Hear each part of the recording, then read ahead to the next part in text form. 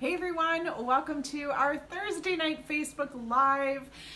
We're live. We are talking tonight about antibiotics and your gut. I'm Alyssa, nutritionist and owner of Soul Food Nutritionista, and tonight, as I said, we're going to be diving into this topic of antibiotics. And I've been getting a couple of questions about it, so I wanted to just address it head on. There's some common mistakes that happen when people are on antibiotics, and so we're going to make sure that we get all of these mistakes addressed tonight and make sure that you are protecting your gut. Now, the truth is that it's going to happen. There are going to be times where you need to take an antibiotic, so I'm not here to give you shit or, poo-poo the idea of antibiotics. Sometimes it's needed, and I'll leave it at that. But what we do need to take a look at or to consider is the good, the bad, and the ugly that can come from antibiotic use. So, I don't know about you, but growing up, I was that kid that was always sick, always sick, especially this time of year. It was usually November, it would hit, I would be for sure experiencing bronchitis or pneumonia. And there were many years where I'd get to Christmas and I didn't even have a voice. It was just terrible. So I was always on antibiotics and I was always sick, especially as an infant. So antibiotics and I hung out a lot as a kid. And it's interesting to me because one of the number one things that I hear from people when I'm chatting with them is that all their gut issues usually went back to some experience that they had. They were either traveling or got sick or something happened. They had to take antibiotics and their gut was never the same.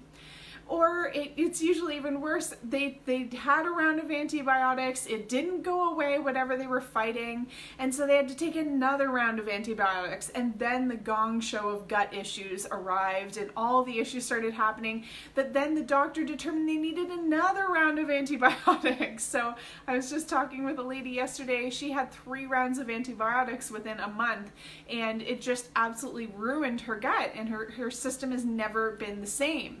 So, hey Marilyn. Marilyn said this so happened to me and now it's not a good gut time. Yeah, so this is so common. So many of you guys have had some sort of experience that required antibiotics and your gut was never the same. And so again, there's one really big common error that's happening when people are taking antibiotics, and so I want to make sure we clear that up tonight.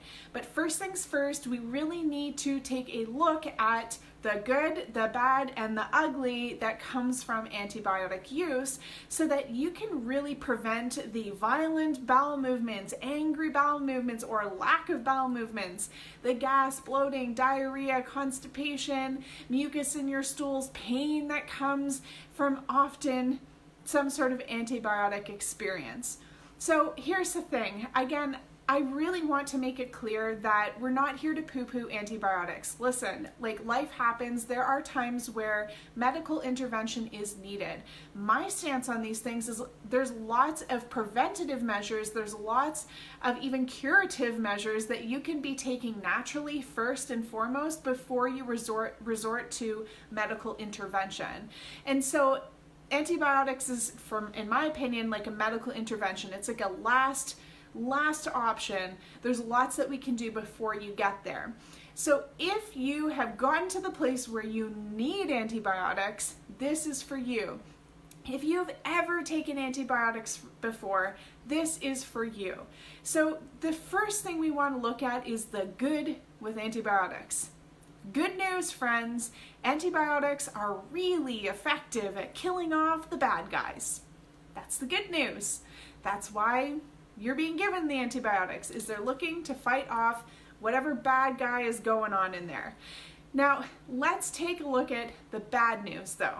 The bad news is that antibiotics are just as super effective at killing off your good bacteria, also known as your microbiome. And your good bacteria play a really important role. They play many different roles in your gut, and that's why we're hearing so much about people and companies and all of these stores promoting probiotics, the use of probiotics, because our good bacteria in our gut are so important. So your good bacteria are responsible for your mood. In fact, in your stomach, up to 90% of your serotonin, which is your happy hormone, is produced in the gut, and that's because of your good bacteria. So if you don't have a happy gut or enough good bacteria going on, you are not going to be happy. Studies are now showing that specific strains of bacteria have a lot to do with mental health. All right, what else do? They support your immune system. Up to 70% of your immune cells hang out in the gut. So same thing, if you're getting sick all the time like I was, then this is a sign of gut health as well, and a good indicator of where your good bacteria is at. So everything from your immune system to your mood, they help to support digestion of foods. Your good bacteria are important. In fact, you have more bacteria in your body than you do cells. So we need to love up your good bacteria. And this is the bad news about antibiotics, is that, again, they kill off the good guys. So here's where we get to the next step, the ugly news. So the ugly part of antibiotics is that by this time you may have taken antibiotics, they've killed off the bad guys, which is good. They've killed off the good guys, which is not good. And this is where the ugly starts to happen. Your good bacteria are like bouncers at the door, working to keep out the bad bacteria, okay? If you have just sent in a round of antibiotics that cleans house, kicks out all the bad guys and all the good guys, and leaves your doors wide open, then guess what? If you don't have any bouncers that are put back at that door, then all those bad bacteria are going to come back in and take over.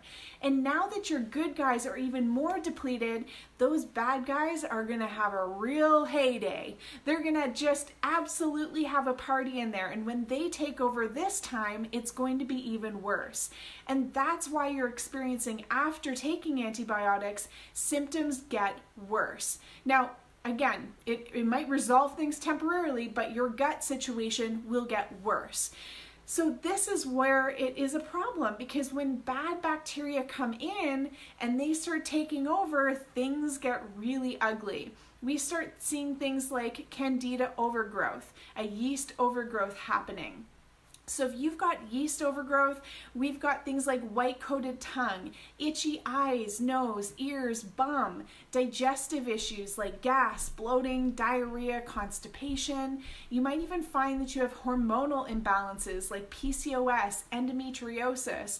We need to take a look at your good bacteria. It's super important. And we also need to take a look at the overgrowth of bad bacteria. And taking an antibiotic to just clean house isn't necessarily going to be a good long-term solution. If it is, however, that you need to take an antibiotic, there's something that you can do. So this is where I want you to make sure that you're getting this real clear. One of the things that I hear far too often is that someone is taking an antibiotic and their doctor or the pharmacist or their friend or Google has told them that they shouldn't take a probiotic while taking an antibiotic. Wrong. Very wrong. You need to be taking a probiotic while you're on antibiotics. Period. Now, you might be thinking, but Alyssa, they kill off your good bacteria too. So aren't they just killing off that probiotic? Well, here's the thing. I want you to look at it like this. So if these are your stores of good bacteria and your stores of bad bacteria, and you're taking an antibiotic without a probiotic, then it's going to deplete both your good bacteria and your bad bacteria. So both your bacteria are going to be depleted. If you're taking an antibiotic and you're taking a probiotic at the same time, then it's going to deplete your bad bacteria, but it will at least maintain where you're at with your good bacteria. So that's really important. You need to be taking a probiotic while you're taking antibiotics.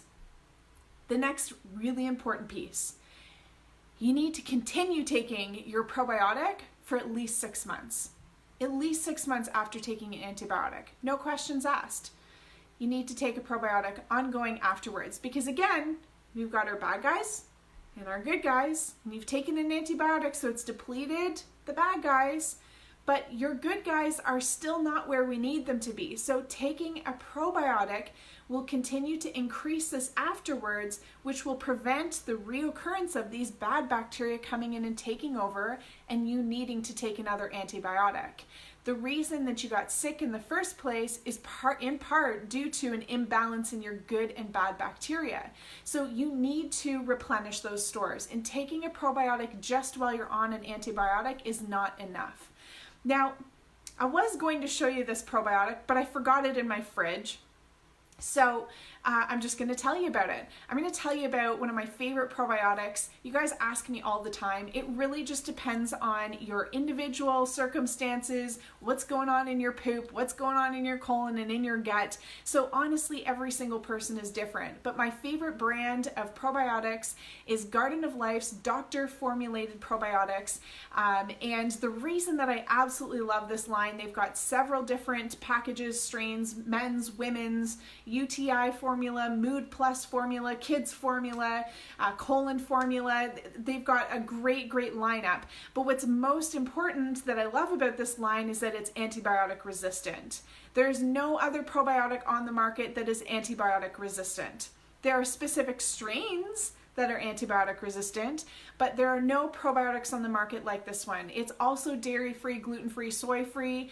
It's incredible. So that would be my recommendation, is not only taking a probiotic, but taking a probiotic like Garden of Life's doctor formulated is antibiotic resistant. So therefore, when you're depleting your bad guys, you're actually still increasing your good guys, which those odds are now in your favor. So that is what I would recommend for you guys.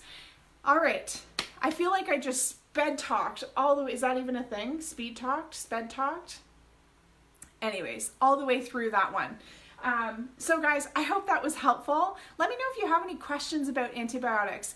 I think that everyone is starting to become aware that, yeah, they affect our gut, but what's most important is what you're doing when you have to take them and how you can continue to protect and support your gut long afterwards.